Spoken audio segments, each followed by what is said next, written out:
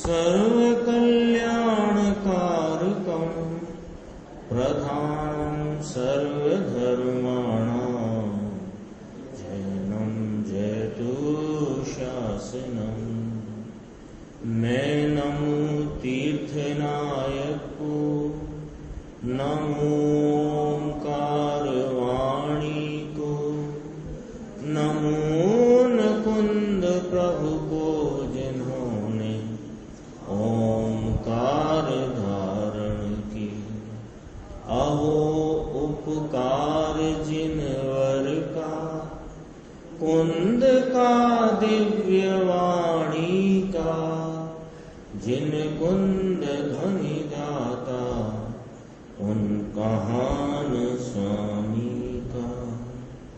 रमिऊण जिणम वीरम अनंत वर्णान दंसन सहावम भोक्ष्यामि यम सारम केवली शुद्ध केवली फलिदम। नियम सारणी परमागम ग्रंथ के परमार्थ प्रतिक्रमण अधिकार में अपना ये 86 नंबर की गाथा चल रही है। 86 नंबर की गाथा की टीका, उसकी टीका में पद्म ब्रह्मधारी मुनिराज ने प्रवचन सार का 15वें श्लोक को उद्धृत किया है। Page number 362।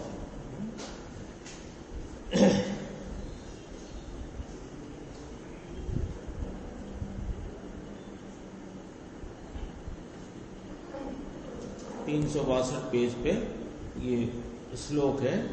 इत्येयं चरणं पुराण पुरुषैः जुष्टं विशिष्टादरैः उत्सर्गादपवादतश्च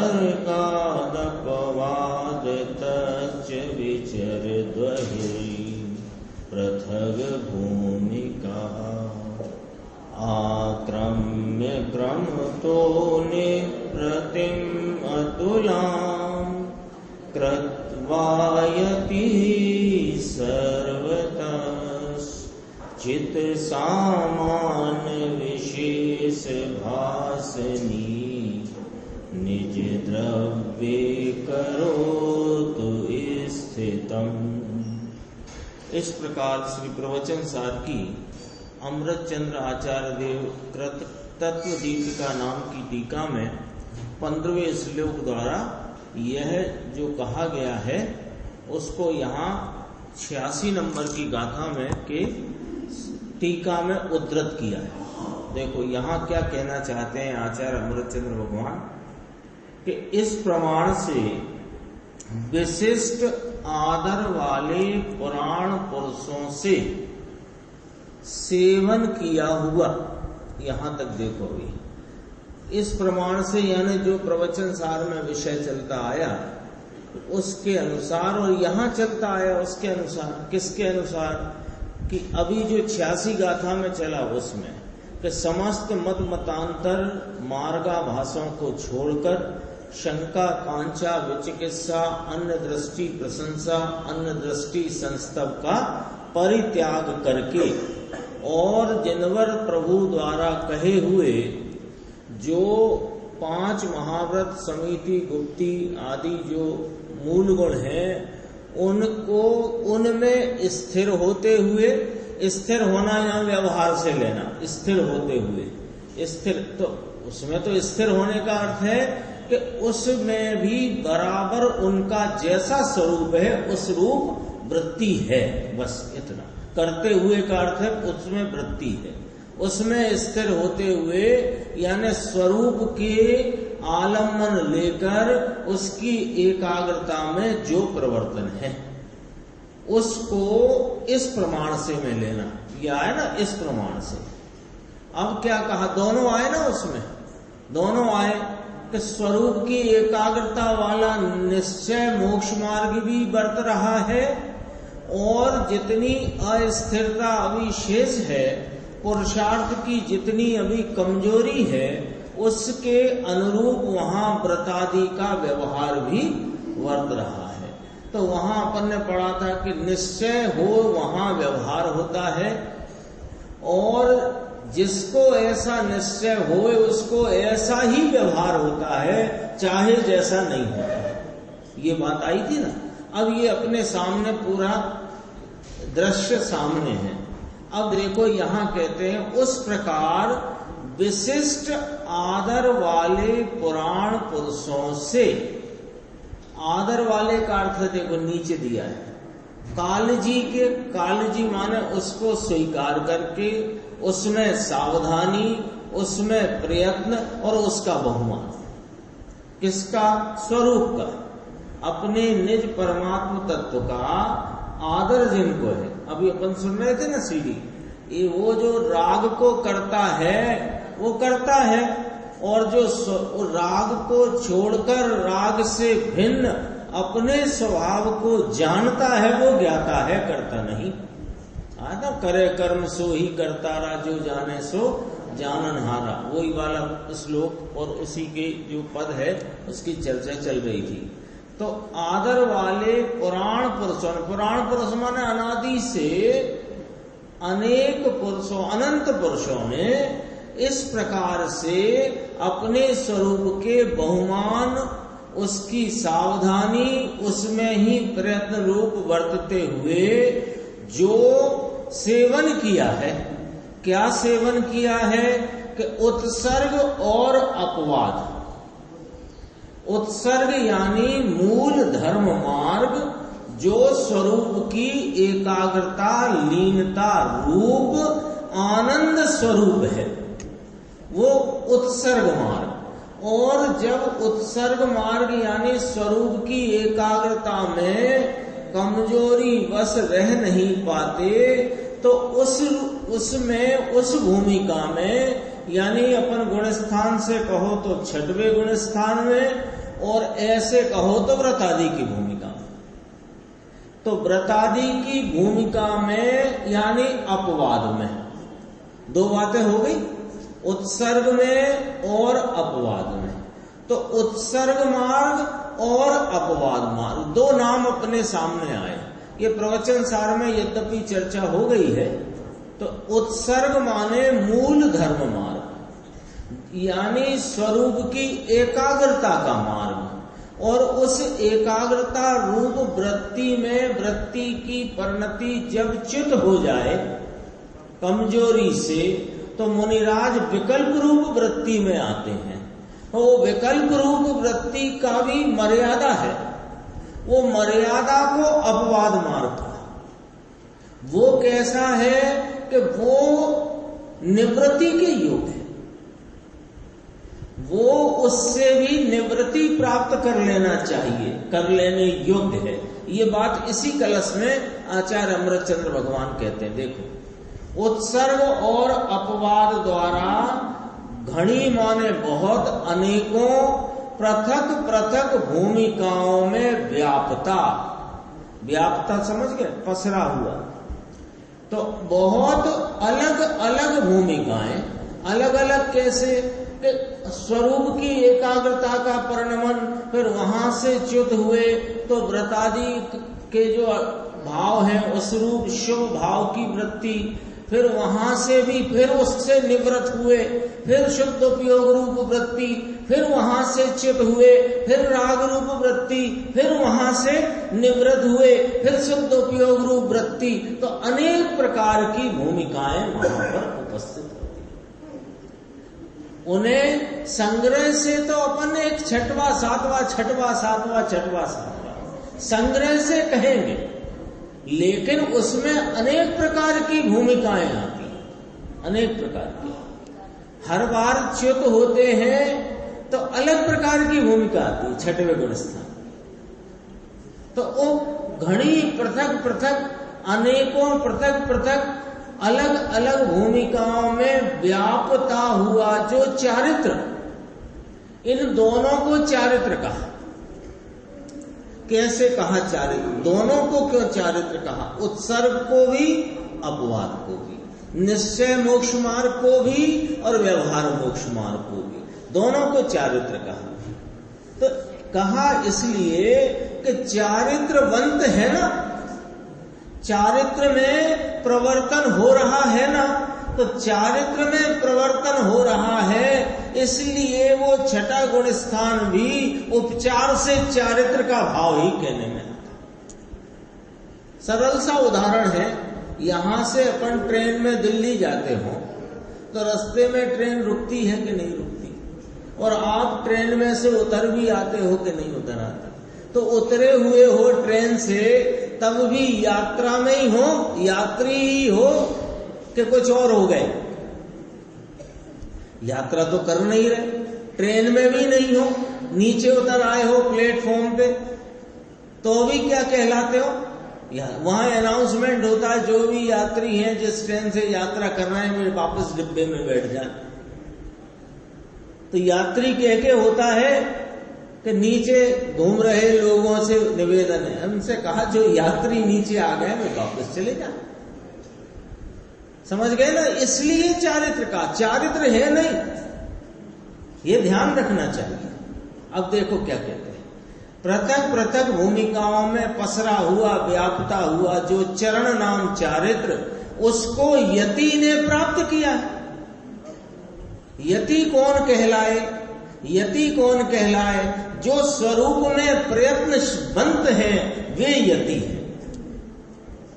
यत्न है ना, उनकी यत्न है, स्वरूप में एकाग्रता का यत्न चलता है। मुनिराज का काम बताओ क्या, मुनिराज का काम क्या, यति कहलाते हैं ना मुनिराज, यति क्यों कहलाते हैं, इसलिए कि वे एक ही प्रयत्न में लगे हैं, दूसरा प्रयत्न उनके है ही नहीं, एक ही काम में लगे, एक ही काम, दूसरा ही नहीं। तो वो 5 महाव्रत और 28 मूल गुण, उनका पालन, उनमें अतिचार न लग जाए उसकी सावधानी, अनाचार न हो जाए उसकी सावधानी, इतना सब भी तो करना है कि वो कुछ करते ही नहीं, वो उनका काम ही नहीं। वो तो जब अपने काम में शिथिल पड़ जाते हैं तो ये विकल्प खड़े हो जाते हैं, शिथिल पड़ जाते हैं, कमजोर पड़ जाते हैं, तो ये विकल्प खड़े। कहा देखो, पृथक पृथक भूमिकाओं में व्यापता जो चारित्र, उसको यति प्राप्त करीने, करते हैं, करके यति नाम मुनिराज, क्योंकि मोक्ष मार्ग में उत्कृष्ट साधक मुनिराज है। और ये श्लोक चरणानुयोग सूचक चोलिका में आया है, वहीं से आया है। क्या कहते हैं, यति प्राप्त करके क्या करें। अब देखो, अब बड़ी गजब की बात लिखी इसमें, क्रमशः अतुल निवृत्ति करके, क्रमशः अतुल निवृत्ति। कैसी निवृत्ति के अतुलनीय है, वह निवृत्ति कहां से करेंगे। अब मुनिराज को कौन सी निवृत्ति बाकी है बताओ, सब बात इसमें लिखी है, विचार में लॉजिक से समझो तो समझ में आती है। मुनिराज को कौन सी निवृत्ति बाकी है, जो आचार्य अमृतचंद्र देव ने यहां प्रवचन सार नामक महापरमागम में ये बात लिखी है। कौन सी निवृत्ति बाकी है निर्देश भाई बताओ मुनिराज को, है ना। आप अपन विचार करो, कौन सी निवृत्ति, सबसे तो निवृत्त है, नगर से, गांव से, अरे पुराने नाम से निवृत्त, माता पिता खानदान से निवृत्त, रिश्तेदारों से निवृत्त, नगर गांव डिस्ट्रिक्ट आधार कार्ड से निवृत्त, वो तो है ही। अरे सबसे निवृत्ति है, अब भी कौन सी निवृत्ति करना है।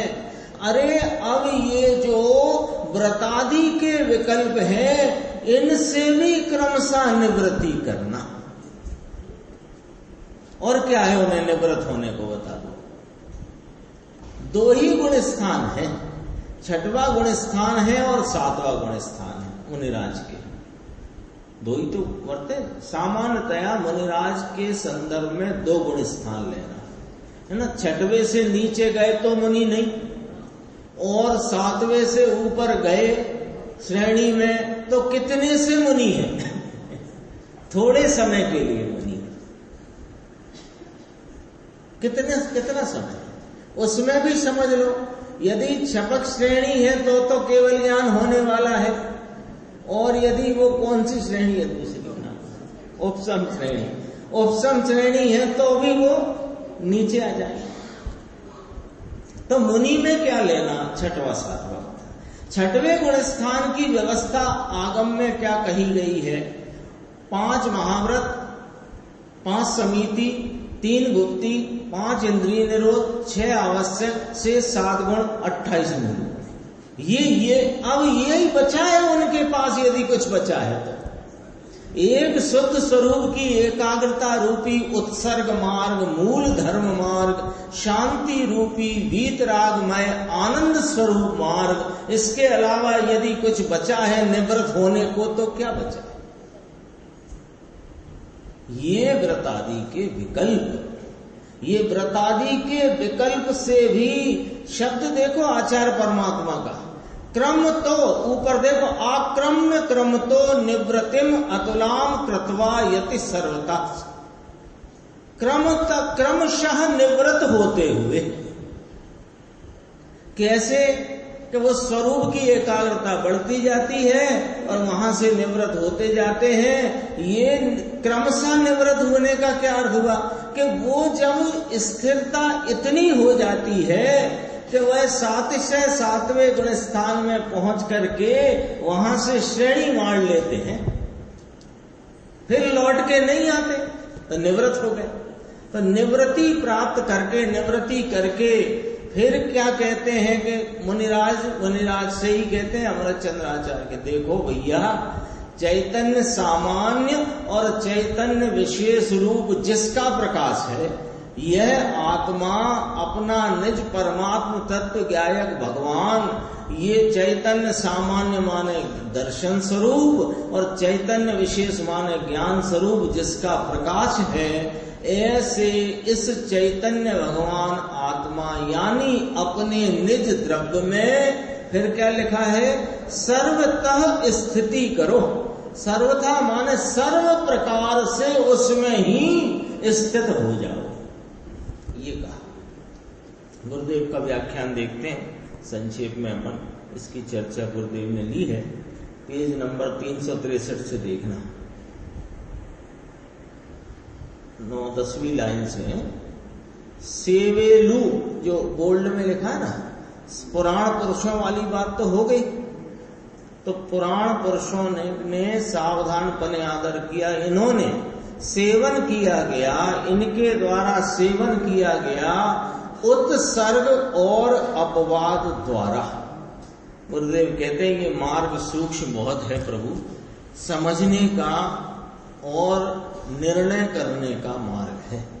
ये वो मार्ग नहीं है कि चलो जी चलो दिल्ली, चलो दिल्ली, चलो दिल्ली, टिकट फ्री, खाना फ्री, वो नहीं। ये भीड़ भब्बड़ का काम नहीं है। ये तो शांति से उपदेश का, ज्ञानियों के, आचार्यों के, मुनि भगवंतों के उपदेश का बराबर स्वरूप लक्ष्य से अभ्यास करके निर्णय की भूमिका में बरतते हुए निर्णय रूप अपने को, अपने स्वरूप का, वस्तु स्वरूप का निर्णय करना, ये मार्ग इस प्रकार है। इसलिए सब बात समझने के लिए सुनना, ऐसा कहते हैं।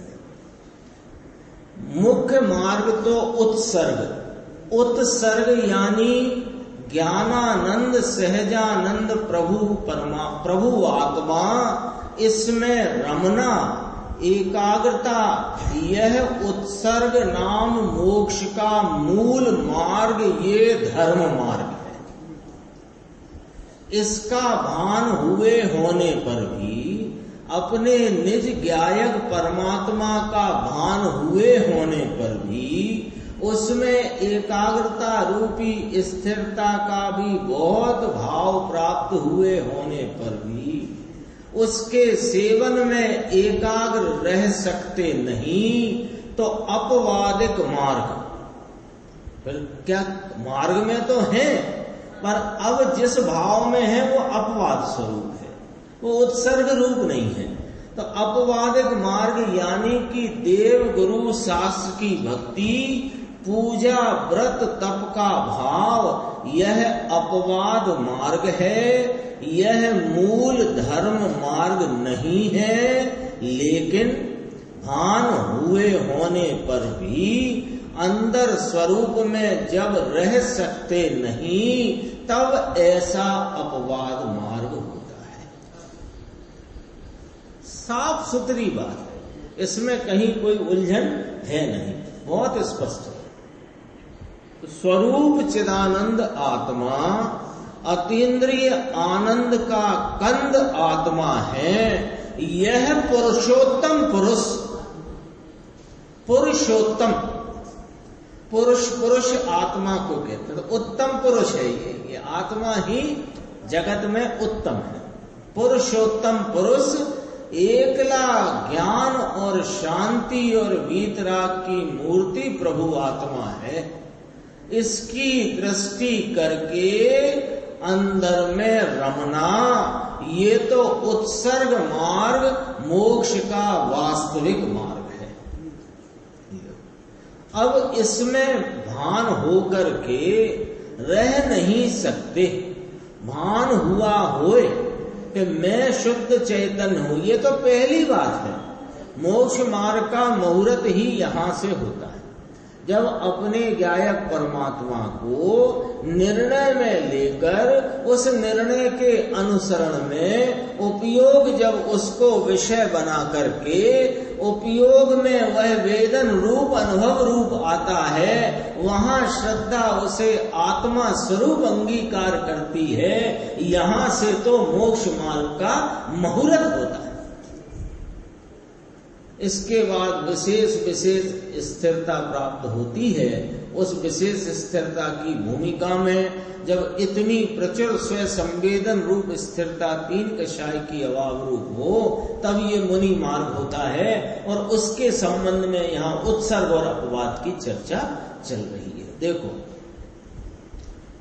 भान हुआ हो कि मैं शुद्ध चैतन्य हूं, इसकी दृष्टि हो, इसके शांति और आनंद का जरा वेदन भी होए, लेकिन ध्यान में स्थिर रह सकता नहीं, तो इसको अपवाद मार्ग लेना माने होता है।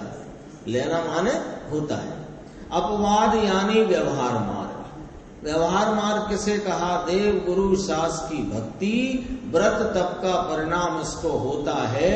ये व्यवहार है, ये पुण्य बंध का कारण है, ये जन्म मरण के अंत का कारण नहीं है स्पष्ट।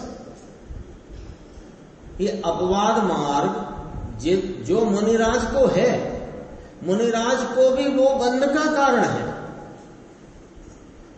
ऐसा नहीं कि मुनिराज है तो बंध नहीं है। दृष्टि अपेक्षा जो समय सार अध्यात्म के परम ग्रंथ में दृष्टि की मुख्यता में कहा कि ज्ञानी कोई बंध नहीं, वो अलग बात है। लेकिन बंध तो 10वें गुण स्थान तक है कि नहीं? तो मुनिराज आ गए कि नहीं आ गए? तो उनको भी ये अपवाद मार्ग बंध का कारण है, बंध का हेतु है। तो इससे भी कहा ना अतुल निवृत्ति करके, अपन आगे पढ़ेंगे उसमें आएगी बात। जन्म मरण के अंत का ये कारण नहीं, किंतु ये आए बिना रहता नहीं। अरे रे आमा सो समझो, इसमें क्या समझना? क्या समझना माने गंभीरता से समझना है। गुरुदेव ने तो बोला आमा सो समझो, इसका मतलब समझना और समझाना तो कितना करें, बात को समझ लो, ऐसा कहना चाहते। गंभीरता से उसका भाव ग्रहण करो। आगे चलते हैं अपन। देखो इसमें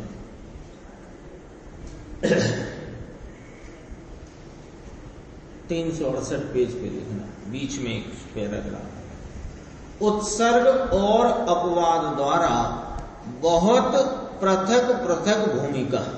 ये क्यों कहा कि आनंद स्वरूप प्रभु, इसका अनुभव सम्यक दर्शन है और अंतर में आनंद का सेवन है, पर इसमें ठहर नहीं सकता।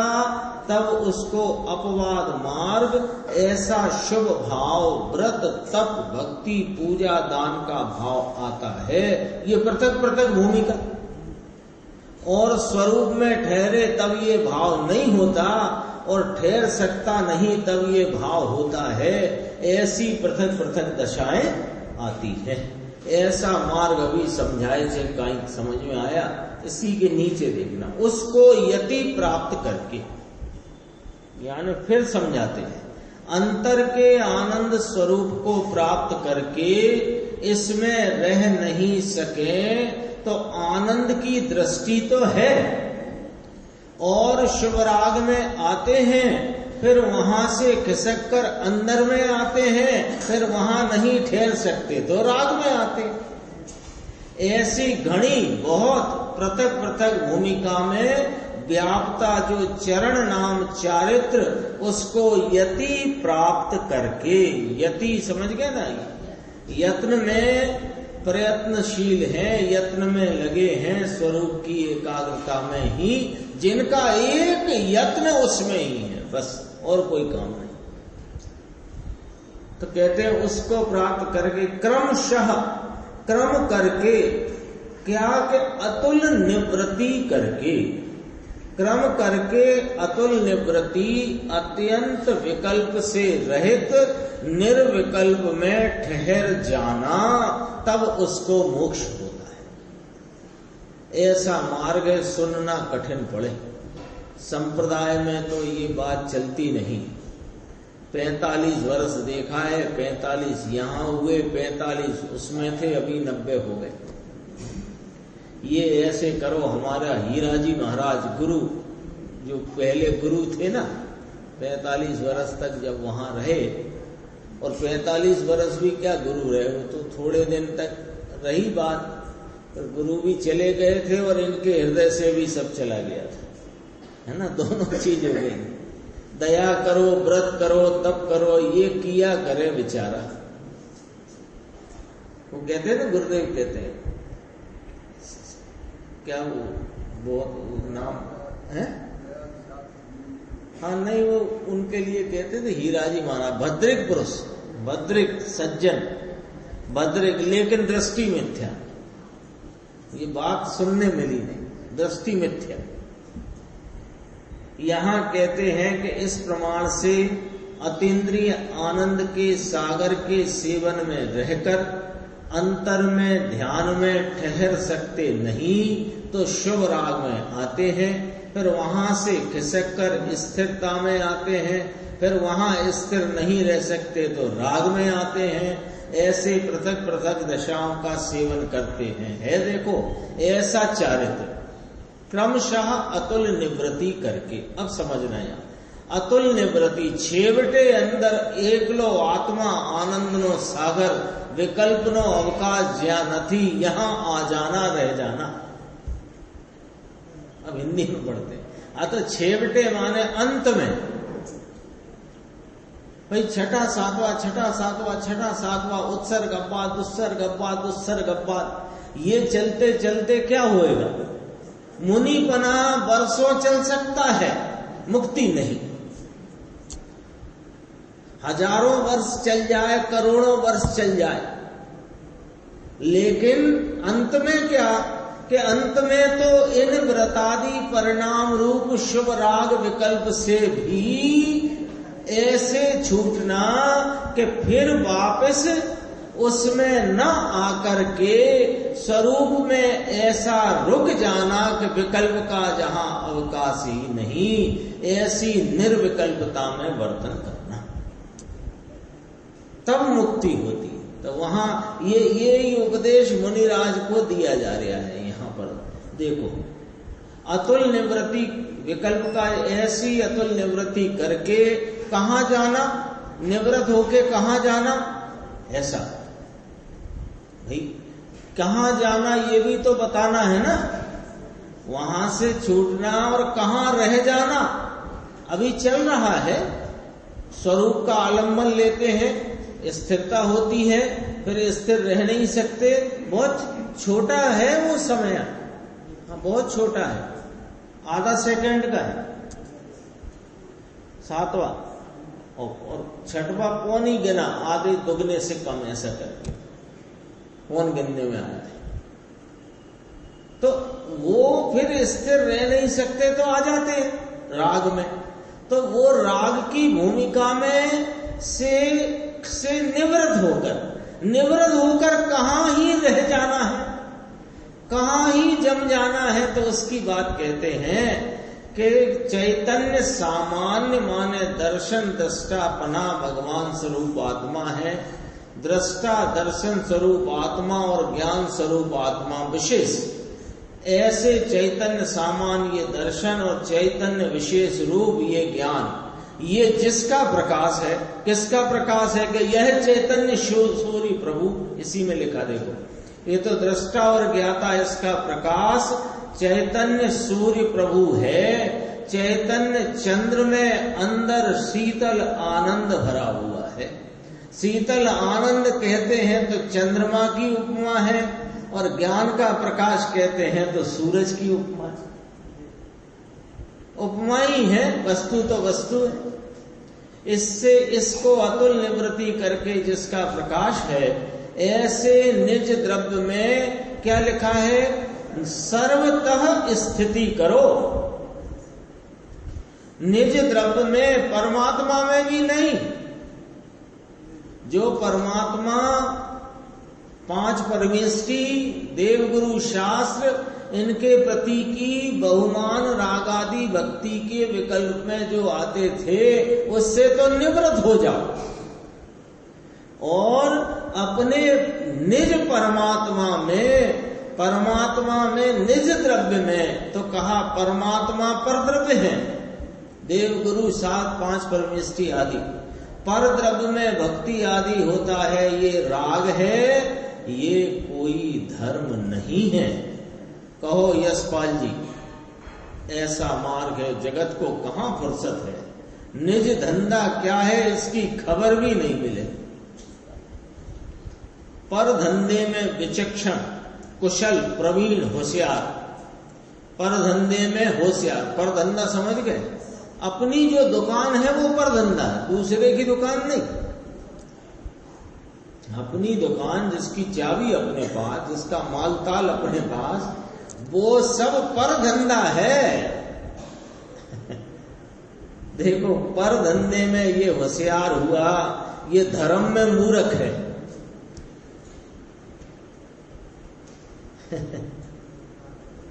क्या कह रहे हैं, बोलो। धंधे में बहुत होशियार है कोई अमुक व्यक्ति ऐसा होशियार है कि मिनटों में फोन पे 1-1.5 घंटे में तो दिन भर का व्यापार करके छोड़ देता। फटाफट क्या लेना क्या देना, 1 घंटे में सब निपटा दिया।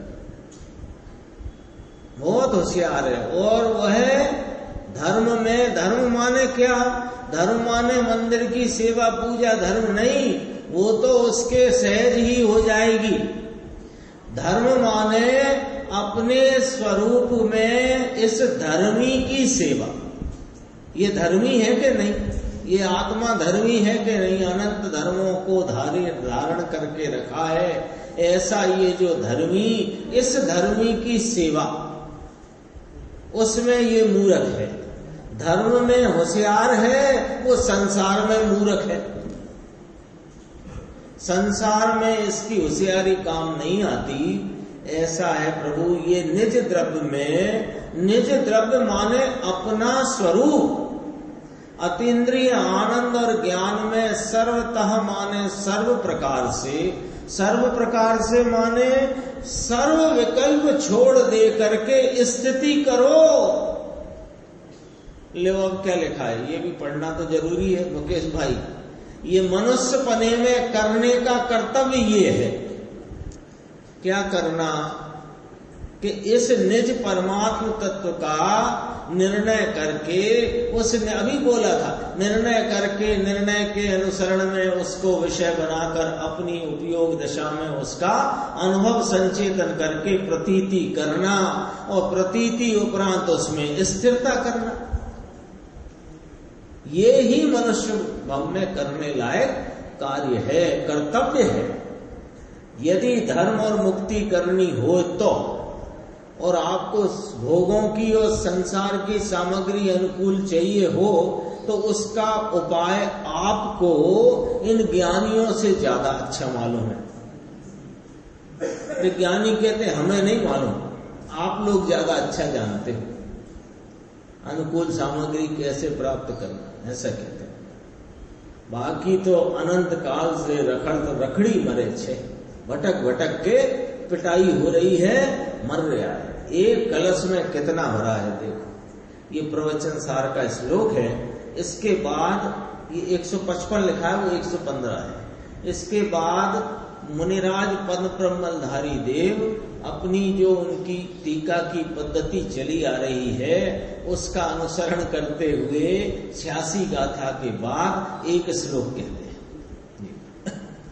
विषय सुख विरक्तः शुद्ध तत्त्वानुरक्तः तपसि निरत चित्ता शास्त्र संघात मत्तः गुणमणि गणयुक्तः सर्व संकल्प मुक्तः कथममृत बधूटी बल्लभानयुष्युरेति। और इस 86वीं गाथा की टीका पूर्ण करते टीकाकार मुनिराज श्लोक कहते हैं कि जो विषय सुख से विरक्त है और शुद्ध तत्व में अनुरक्त है, ऐसी देखो ऊपर ऐसी लाइन है, विषय सुख विरक्ता शुद्ध तत्व अनुरक्ता तपस्य निरत चित्ता शास्त्र संघात मत्ता गुणमणि गण युक्ता सर्व संकल्प मुक्ता। जो ऐसे हैं उन्हें वो फिर मुक्ति सुंदरी के बल्लभ क्यों नहीं होंगे? ऐसा कलश में ऐसा वो बड़े अलंकारिक भाषा में और बहुत ही गंभीर भाव भरे हुए ये कलश है। देखो, जो विषय सुख से विरक्त है और शुद्ध तत्व में अनुरक्त है, तप में लीन जिनका चित्त है और शास्त्र समूह में जो मत्त है, मत्त नाम आनंदित है, मस्त है ना। देखो नीचे लिखा है मत्त का अर्थ मस्त, घेला, घेला भी कहते हैं। मत्त माने पागल भी होता है, पागल से भी मत्त कहते हैं।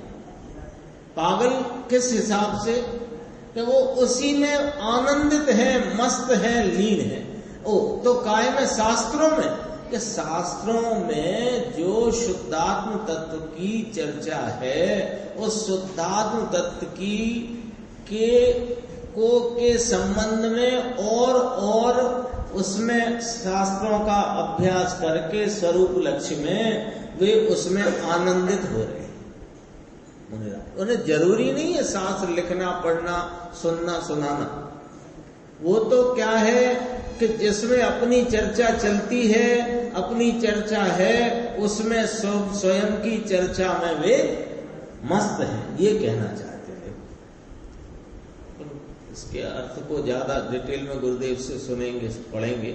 विषय सुख से विरक्त हैं, शुद्ध तत्व माने अपने शुद्धात्म तत्व में क्या लिखा है? रक्त न लिखकर अनुरक्त लिखा, विशेषण लगाया है। तप में लीन जिनका चित्त है। तप क्या होता है? निर्देश भाई बताओ। तप माने चैतन्य का प्रतिपन, उसका नाम तप है। चैतन्य का प्रतिपन, यह चैतन्य तत्व उपयोग द्वारा इसका ही प्रतिपन, उसमें ही प्रतापवंत होना, इसका नाम तप है। तप उपवास से नहीं कहते और किसी भी क्रिया से, किसी विकल्प से तप नहीं कहते। वो ऐसे तपशील व्यक्ति के जो चैतन्य के प्रतिपन में लगे हुए हैं, उनके कई बार वे आहार आदि को छोड़ करके भी अपने स्वरूप में ही लीन रहते हैं। तो बाहर में आहार आदि के छोड़ने को तप कहने में आता है। तप तो वास्तव में स्वरूप में प्रतापवंत होकर के वर्तन करना, इसका नाम तप है। देखो शास्त्र समूह में जो मत है वो चर्चा हो गई अपनी। गुण रूपी मणियों के समुदाय से युक्त है। गुण रूपी मणि, ऐसे तो वो कोई ऐसा जेवर हो, अलंकार कोई, तो वो मणियों से बना है ना, ऐसे ये अनंत गुण मणि का समूह है, ऐसा समुदाय से युक्त है और सर्व संकल्पों से मुक्त है। देखो इसका गुरुदेव ने बहुत अच्छा अर्थ किया है, मैं वो ही पढ़ता हूं, फिर अपन वहां जब आएगा तब फिर पढ़ेंगे।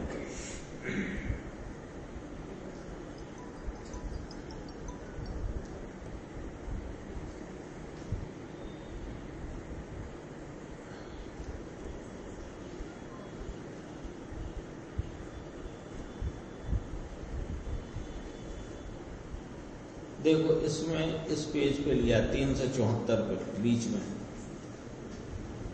धर्म की धर्म दशा होते संकल्पों से मुक्त है, इनको प्रभु के स्मरण का संकल्प भी जिनको नहीं है, इससे मुक्त है।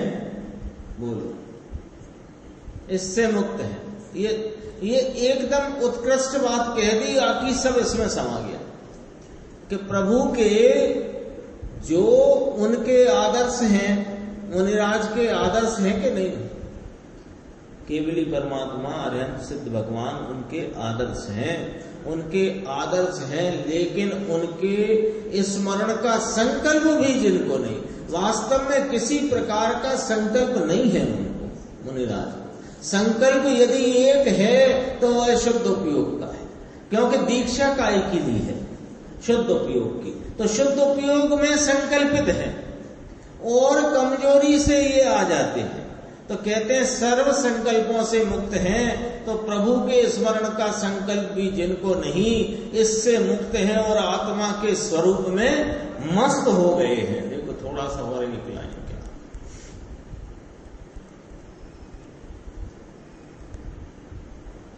तो कहते हैं सर्व संकल्पों से मुक्त हैं, वे मुक्ति सुंदरी के बल्लभ क्यों नहीं हो, यानी अवश्य होते ही हैं। इस पे जो गुरुदेव श्री का प्रवचन है उस पर अपन चर्चा आगे की स्वाध्याय में करेंगे, और फिर सब गाथा 87 जो अगली आएगी इसकी चर्चा करेंगे।